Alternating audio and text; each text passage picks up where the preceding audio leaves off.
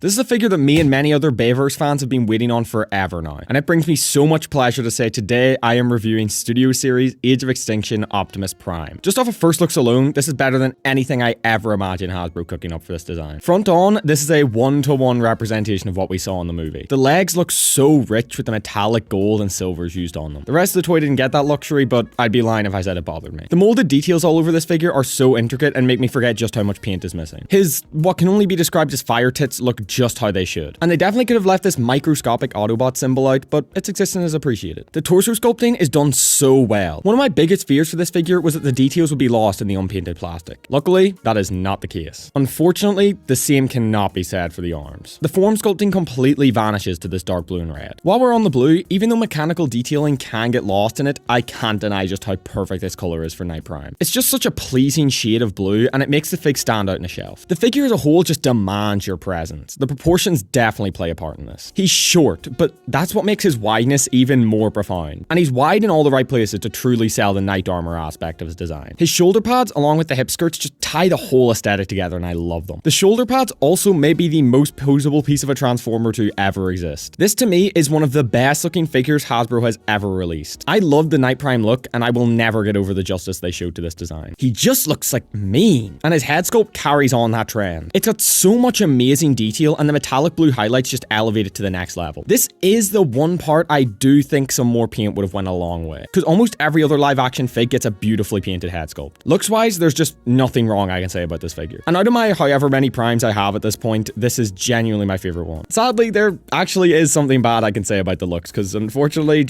it can't all be perfect. Because if we're talking looks, I am obliged to talk about his kibble, which is definitely a thing. I'll start with the far less offensive portion of kibble down at his legs. I could definitely understand someone taking a disliking to this, especially the second pair of smokestacks on the robot mode, but in the humble opinion of a random YouTuber, this is just such a non-issue, even more so once you experience how satisfying this unfurls during the transformation. Now we make our way to the far more noticeable segment of kibble, his backpack. And I don't even hate this. It doesn't hinder his posing at all, which we will get to. It's relatively flat for being a whole fucking truck cab, and from the front, it doesn't even affect his silhouette at all. The only issue I take with it is that it forms like 80% of the truck's front, but even then I can excuse that, because it results in both the figure's modes being genuinely just so perfect. And now, for the best part of the backpack, is that it's on a mushroom joint so you can just get rid of it. You know, it seems hypocritical because I said I don't mind it, but obviously the figure's going to look way better without it. And once it is off, I genuinely do not think I've ever loved a figure this much. This is so easily my favorite Prime figure ever. The looks are 8 out of 10 with the kibble, and without it, it's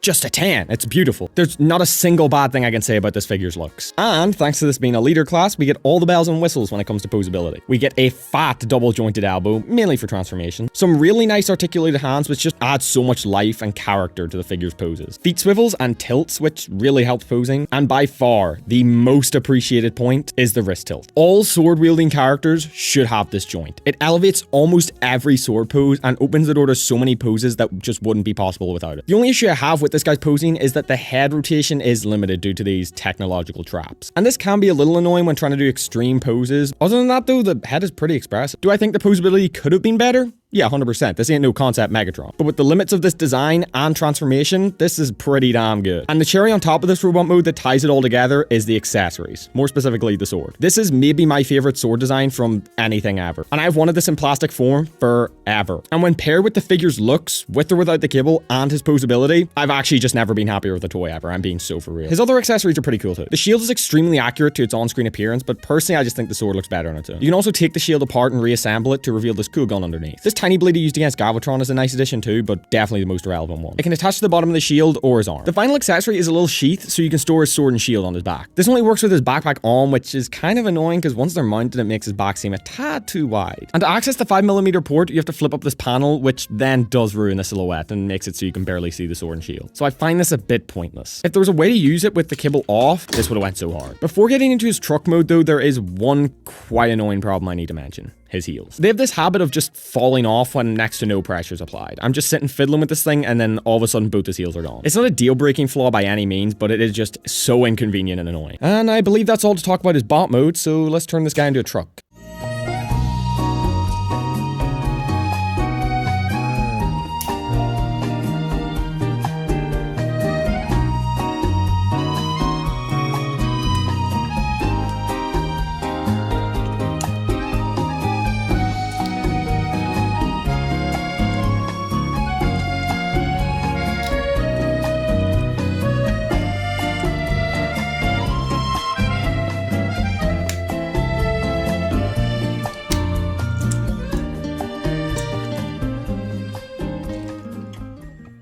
I cannot get enough of that transformation. It's a complicated conversion, but not to the point where I don't want to do it, because I cannot help but flip this guy back and forth. And what a truck mode that process results in. This looks like it actually just got pulled straight from the screen. I already love that truck mode, and to see it done just as well as the bot mode is insane. I feel like this is how good Studio Series Galvatron's truck could have been if he had a slightly higher budget. I love the flames, I love the smokestacks, I love the entire shape of the cab, and it's been done perfectly. Like, what do you mean seconds ago this was the extraordinary robot I was just glazing? I cannot stress enough how much I love every aspect of this figure. Well, I can actually, because that's all I've been doing in this video. I got this guy the same day as the Fawn, and I genuinely wish I didn't, because I've neglected the Fawn like my least favorite child. I do love the Fawn. Studio Series Age of Extinction Prime is easily my favorite Prime I have ever gotten, and definitely one of my favorite leader class figs. I'd wanted a good mainline toy of this forever, and this one did not disappoint. The leader price tag is 100% worth it. And now we wait for Titan Grimlock.